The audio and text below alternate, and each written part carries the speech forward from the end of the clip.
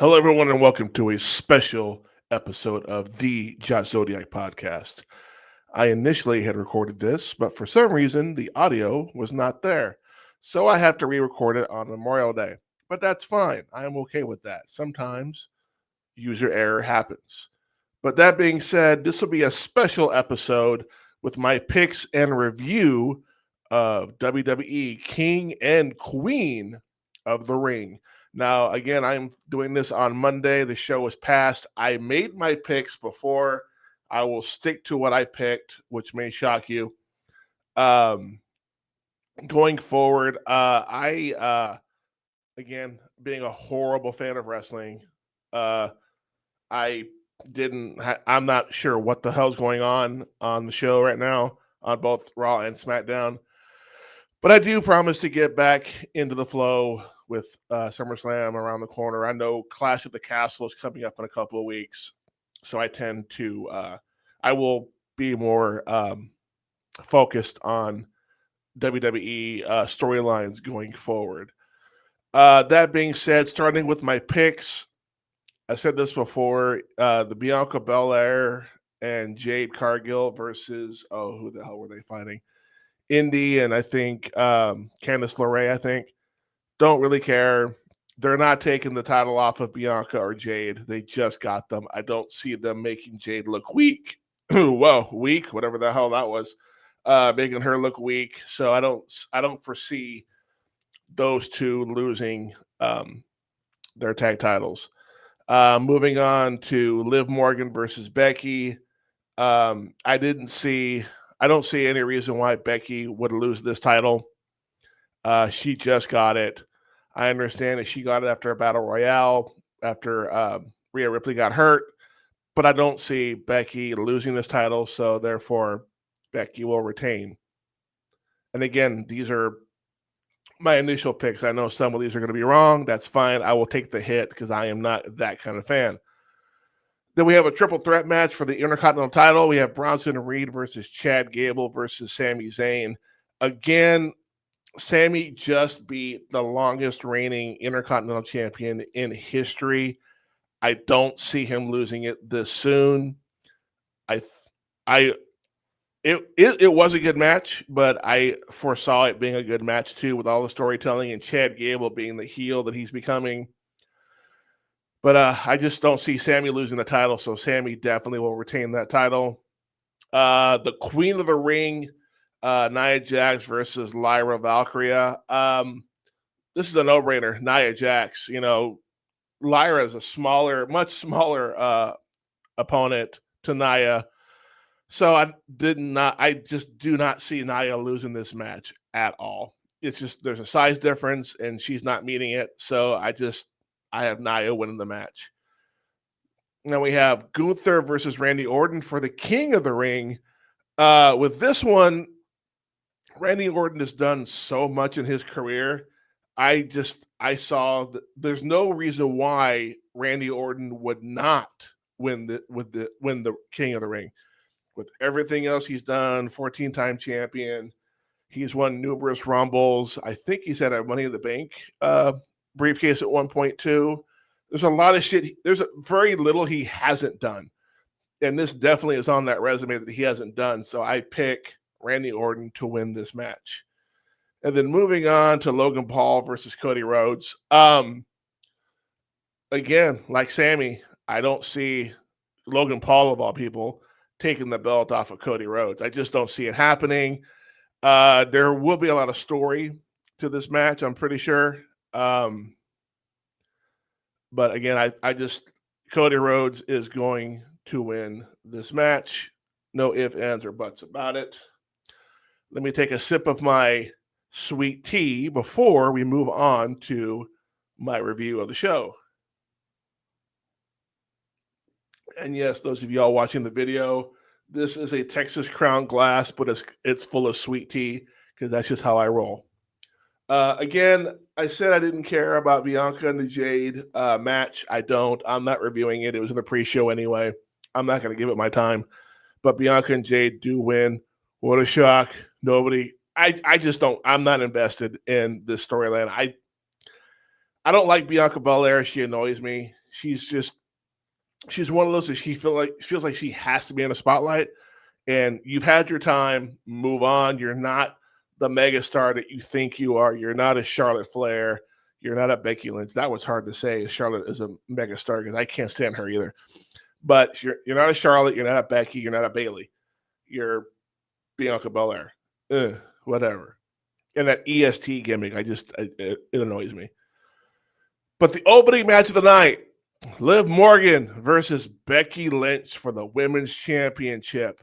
Now, when this match started, Becky came out first, and any fan of professional wrestling will tell you if the champ comes out first, it's not going to be a good night.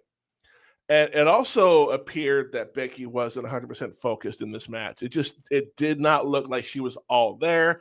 And I'm not saying that there's something wrong with her. I just think that she's ready for some time off because she was supposed to take time off after WrestleMania. And then Rhea got hurt, and they're like, well, we'll put the title on Becky at the Battle Royale. And she's held it for, a month now, give or take. So, yeah, it is what it is. And then with Liv Morgan on her revenge tour, I'm not sure if I like that or not, but it is what it is. Liv did have the upper hand most of this match. And in true heel style, she was just doing everything she could to get Becky to submit or to take the pin.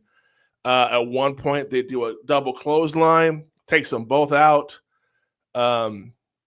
Finally, after a little while, there's a back and forth going on between Liv and Becky finally gets the upper hand. And then we go out of the ring with Becky delivering a nice little punch to Liv.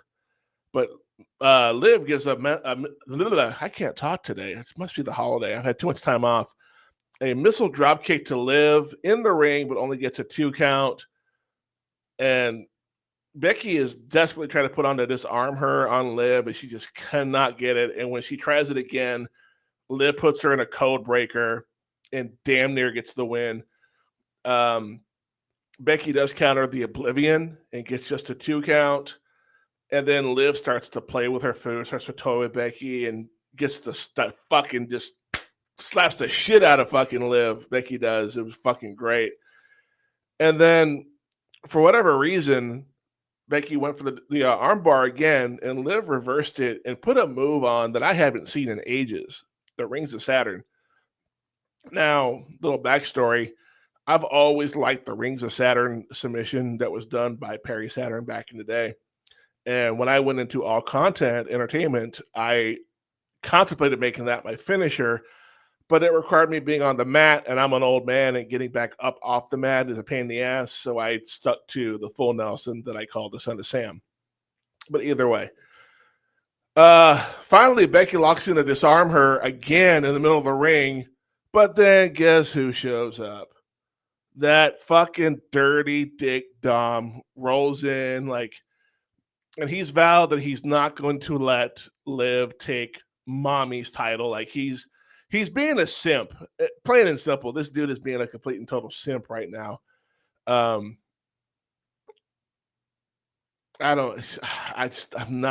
get that Dom is the heel. I just don't like Dom. Liv gives Becky another code breaker and just that close, just super, super close to a 3 count. And then Becky does a superplex to Liv, but both women are out at this point. And then Dom decides to throw a chair into the ring to Becky so she can get the DQ and keep the title. And then he distracts the referee, which is smart. You want to distract the ref, do the chair shot. Or she could have done the Eddie Guerrero, is hit the ground, throw the chair to Liv, fall on the ground like, oh my God, I just got hit in the head with a chair. Okay, ref rings the bell, it's over with.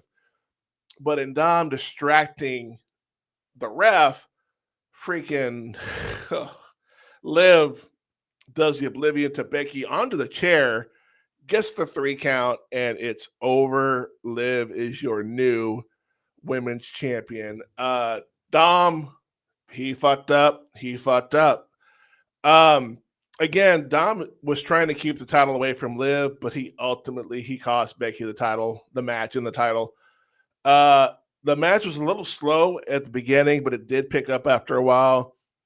I do think that making Becky lose to cheating keeps her strong and makes Liv the definite heel here. And there's a lot that Liv wants to do or is going to do in the near future that we're going to see. And I can't wait to see how this love triangle, supposed love triangle anyway, between Liv, Dom, and Rhea, because there's been clips I've seen where Liv leaves a room, and then not long after you see Dom leaving, and they're doing an interview with somebody, with Byron Saxton or somebody. So I'm just curious where they're going to go with this. And is it going to build up some heat going into SummerSlam or possibly even Survivor Series, because Rhea is going to be out for a couple of months? Overall, I give this this match a B. A little slow. I am biased. My heart and soul belong to Becky Lynch, and to see her lose, it sucks, but I get it. She wants time off to spend with the family. Totally get that. So I'm not too upset about it. Okay, moving on to our Intercontinental Championship triple threat match between Bronson Reed versus Chad Gable versus Sami Zayn. I'm going to take a sip of my tea real quick. Right off the bat, Chad Gable comes out with Otis and Maxine Dupree. Chad's doing his thing. He looks at Maxine and goes, "Hey, get in the back. I don't need you." And then as he's going to the ring, the crowd is cheering, "You suck," which is the same rhythm as the Kurt Angle song that he had. And Chad keeps telling Otis, "Remember my cue. I'll tell you when to do it. Remember your cue." And I'm like, okay, whatever. He's taking somebody out. It is a triple threat match, so there is no DQ. So I was curious what was going to happen with that. During some of these matches, I actually was watching the matches versus taking notes because I wanted to enjoy them for what they were. Because ever since Triple H, my nose is really itchy today. Ever since Triple H has taken over as a creative content person, the shows have gotten better, and I'm actually more willing to watch the day of versus like 2 or 3 days later. So, some of these matches I don't have like notes from the very beginning, only because, like I said, I was watching. I was waiting for the very end of the match to start keeping track of everything. During the match, we do see Bronson and Gable do dueling moonsaults on their opponents, which I thought was Bronson Reed alone doing a moonsault is fucking nuts. That dude is little. I'm not little. Excuse me, I misspoke there. He's a big dude. He's a big motherfucker.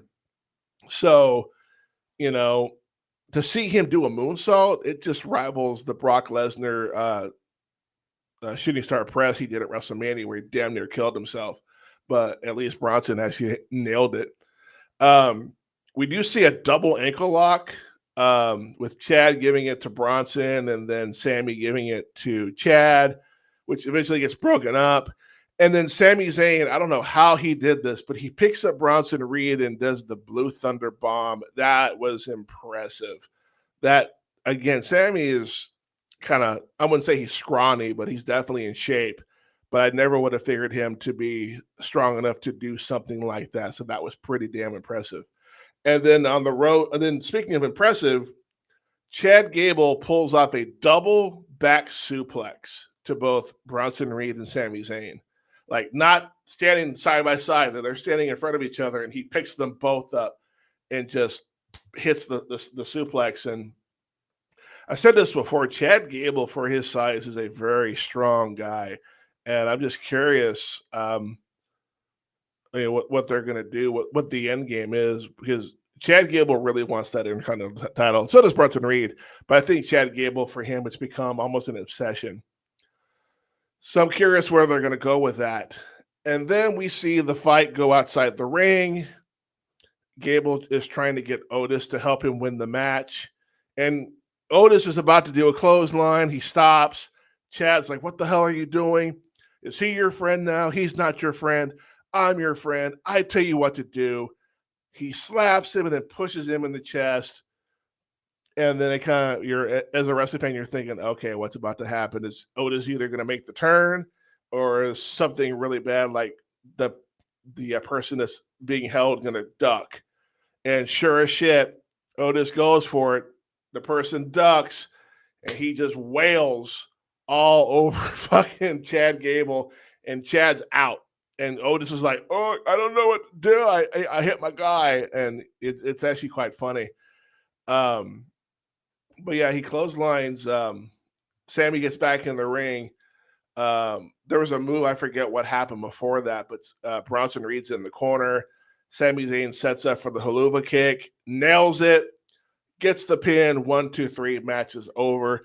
This was an incredible match. I do like what they're doing with Gable, making him the heel. I do like. I'm a fan of the heel. I am a heel in all content right now, so it's more fun to play the bad guy than the good guy. And living off of that heat from the crowd, there's nothing that compares to it. So, and I've said this before, and I'll say it again. It did remind me of the Kurt Angle, uh, and I would like to see them bring Kurt Angle back in as a manager and have him manage Chad Gable and the Alpha Academy. I don't see it happening, but it'd be a nice idea.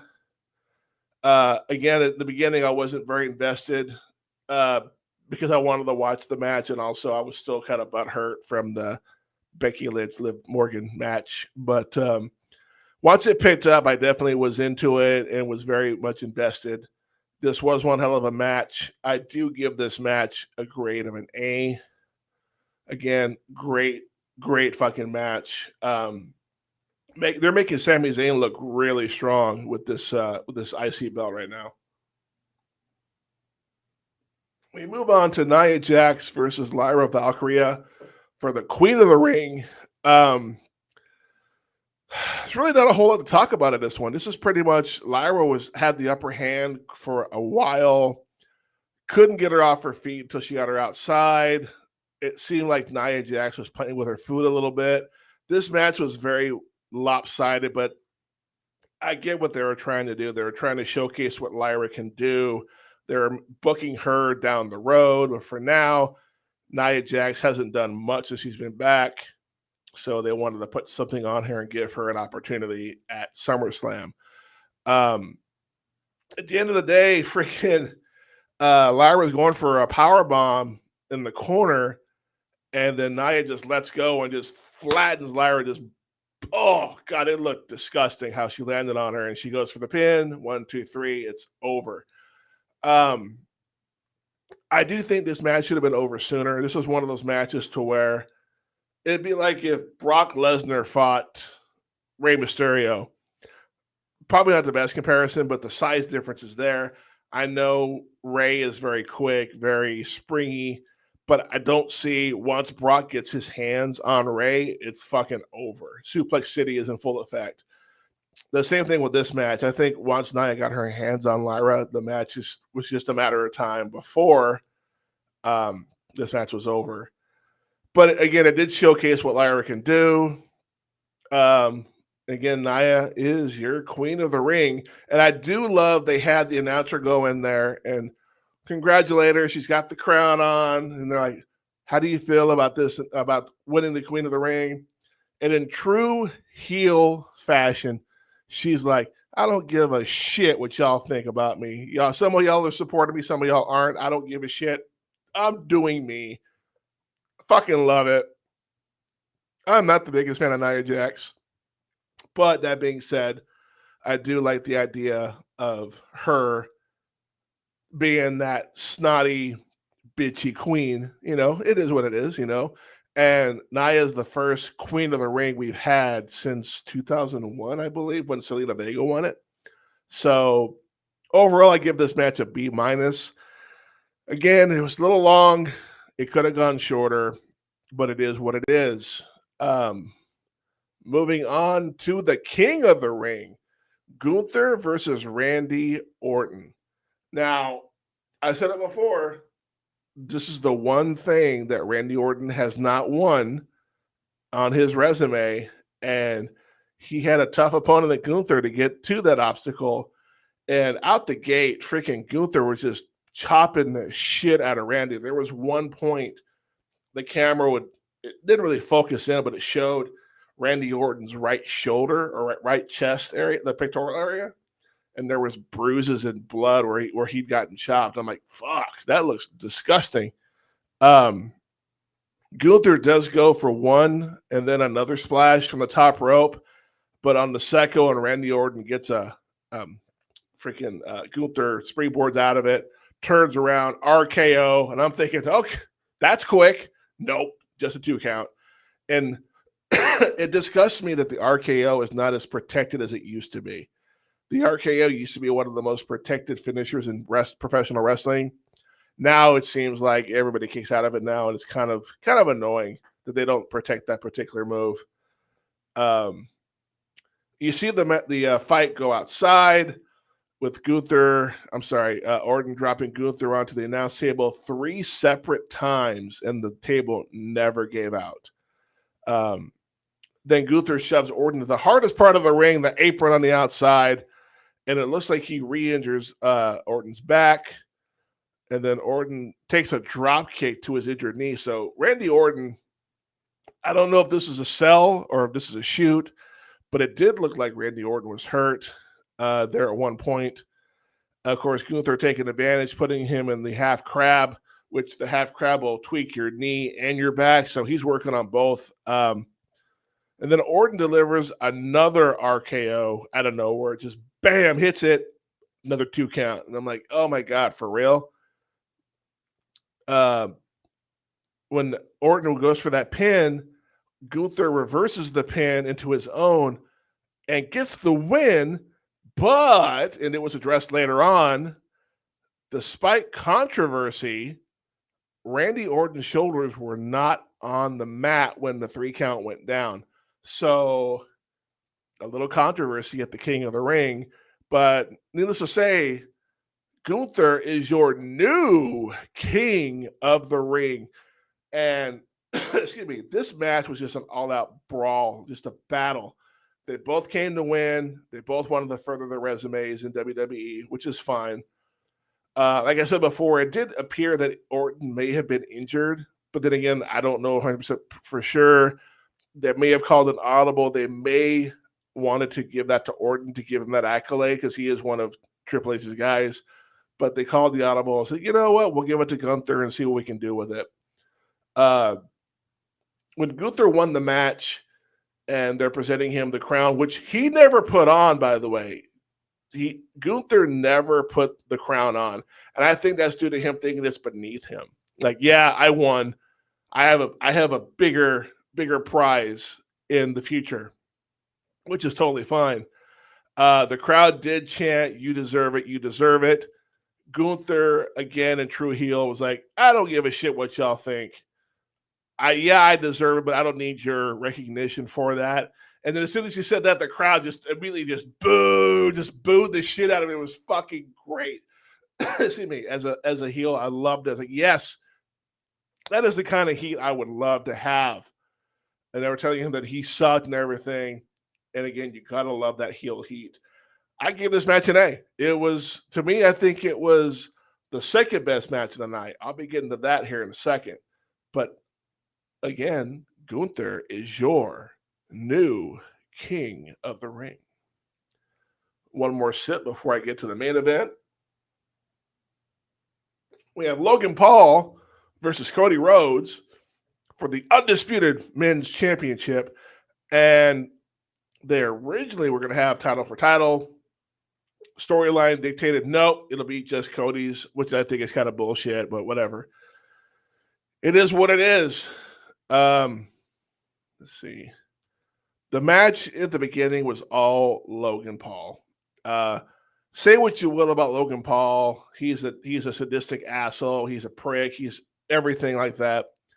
But he puts on a good show. And later on in the match, we see Logan Paul's outside by ringside, and one of his cronies hands him the brass knucks. And I'm like, oh, here we go.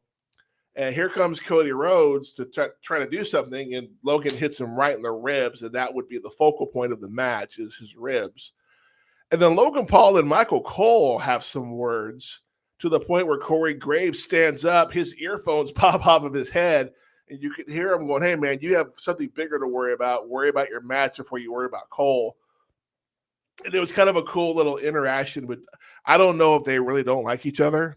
I don't care. It was great storytelling, so it is what it is. Um, but Cody takes the fight back into the ring, and he sets up Logan for the figure four. Logan breaks that later on, and it hits a Cody cutter for only a 2 count. And then Logan Paul, with the ultimate disrespect, puts Cody Rhodes in his own finisher, the Crossroads, but he only gets a 2 count. And then Logan Paul tries to set Cody up for a pedigree on the announce table, but Cody counters with a Cody cutter on the table. And I think Cody took the worst of that because it looked like Cody was like, oh, fuck, I think I just hurt myself. My ribs are killing me. Cody's able to get back in the ring. Logan Paul is just laying there motionless. He's not moving. Almost a 10 count, and Cody to the ref goes, no, don't stop it. I want to beat him. And the ref's like, are you sure? And Cody's like, yeah, I want to beat him. Stop the count. Like, all right. And in my mind, I'm thinking, oh, shit, he's about to lose this fucking match because, the good guy wants to be the good guy, and, no good deed goes unpunished, I guess. So, Cody takes a punch from Logan and sets him up on the table, on the other announce table, which is normally the Spanish announce table, but this one was a Saudi announce table. Now, Logan Paul grabs a bottle of Prime, which I have yet to try, by the way. I'm kind of curious how horribly bad this shit is. But he grabs a bottle of Prime, cracks it open. He takes a swig on the top rope. He freaking Triple H spits it everywhere, does a dive onto the table. The table collapses. Cody Rhodes is out. Freaking Logan throws Cody back in the ring, sets up a beautiful frog splash, but he cannot get the 3 count.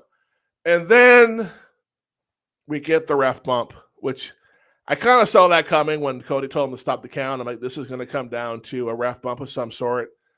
And sure as shit, proving that the refs in WWE are made of glass or cardboard, the ref drops like a bag of rocks. Cody tries to set up, he sets him up for a move I'm not familiar with. I need to research what that move was because it looked pretty impressive. But Logan hits Cody with a low blow with the ref still on the ground. Logan reapplies the brass knucks, but there was a special guest ring announcer at ringside. I don't know what his name was. I didn't catch it. He pretty much grabs his leg and stops him. Cody counters, sets Logan up into multiple crossroads, and then gets the 3 count. And Cody Rhodes is still your WWE undisputed. You know what? If I'm going to do it, I got to do it justice. Here is your winner, and still WWE undisputed champion, the American Nightmare, Cody Rhodes. Yeah, I gotta do it justice, and I'm no Samantha Irvin by any standard, but and again, I said this earlier, say what you will about Logan Paul, but he puts on a great fucking match and some great storytelling. He's the bad guy. He is the bad guy in the company right now. I think number 2 behind Dom. Dom definitely gets more heat, but Logan just gives off that douchebag vibe, so people hate him automatically. I do think that this was a better test of Cody than the AJ Styles match was, only because I think Logan Paul had more to prove. It seems like Logan's always trying to justify why he's in WWE. So it's one of those things where it's like, okay, cool. He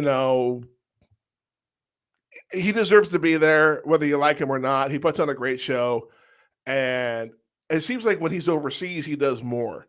So I think, was it last year or the year before when he took on Roman Reigns and people were stunned? You're like, oh, why the fuck is Logan Paul getting a title shot? And he brought the fucking house down. So say what you will, but the dude's great in the ring. He's charismatic. He does what he does. This match definitely gets a moniker of awesome. which is why I gave it the grade of an A+. This was just a great match. There's a lot going on. At one point, I legit thought Cody was about to lose his title, and Logan Paul would be a dual champion, but they went away from that, which is fine. I'd have been happy either way. The show overall, I give it a B+. Again, I don't count the pre-show in the show. I don't count the pre-show just because, it doesn't count. So I'm okay with that. But the fact that Becky lost her match, not a fan of that, but I get it. I thought the Nia Jax match was a little too long, especially the size difference. I would have liked Randy Orton to win the King of the Ring. I would have loved to see King Orton. That would have been cool. I would have totally been on board with that. But like I said, B+, great show. They did make an announcement, and I forgot to bring this up earlier, that Drew McIntyre has been cleared to medically cleared to wrestle. And so at Clash at the Castle in, I think, 3 weeks, and there will be a review of that as well, that it'll be Drew McIntyre versus Damian Priest for the World Heavyweight Championship. I'm curious how this is going to go because they're going to be in Scotland. And for those that don't know, Drew McIntyre is from Scotland. But I have a funny feeling, and this is just me spitballing, that CM Punk is going to play a big role in this match, and I'm okay with that because CM Punk can do no wrong in my eyes. He is awesome. I love CM Punk. So I'm just curious what they're gonna do and how they're gonna do the storyline with this particular match. So again, that is the review of the King and Queen of the Ring. Again, like I said earlier, I am recording this on Memorial Day. I am currently watching the limited series Band of Brothers. I've never seen it before. I'm 4 episodes in as of today. When it's over, I do plan on doing a review of it because, I had to step away for a little while because it was getting kind of intense. So there's no way I was going to do it all in one day, and I don't plan on doing it on one day. But that being said, I want to wish all of y'all a happy Memorial Day. Thanking a veteran is cool, but thank the people that gave their life for this country. Go to a national cemetery that has military members buried there, plant a flag, pay your respects. You can thank a veteran, that's cool, but thank them. They're the ones, this is their day. Veterans have their own day, Veterans Day. So save that for Veterans Day, not until November, October? I forget what month it's in. But this will conclude this review of the King and Queen of the Ring review. Obviously, you found this podcast, but if you want to find it on other spots, you can subscribe, and follow the podcast on Spotify, YouTube, and as of this week, I am now on iHeartRadio. Just download the app, and you'll be able to find what you're looking for. I do have a new Linktree thing that you can click.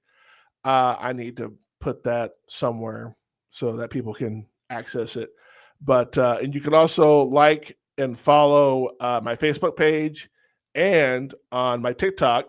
Everything that I do, just search the Josh Zodiac Podcast. You'll find it on Spotify, YouTube, iHeartRadio, Facebook, and TikTok. I have some topics coming up for the next show. I don't know who I'm going to have on yet as of recording. I'm hoping to get Scuba Steve and Mr. Ben DeLeon on the show again, but that show won't drop until a week from this Wednesday. But hopefully by then I'll have who I want. But either way, this is the Josh Zodiac Podcast. I am the Josh Zodiac. I want to thank you for spending some time with me on this review of the King and Queen of the Ring. We'll see you next time. Make it so.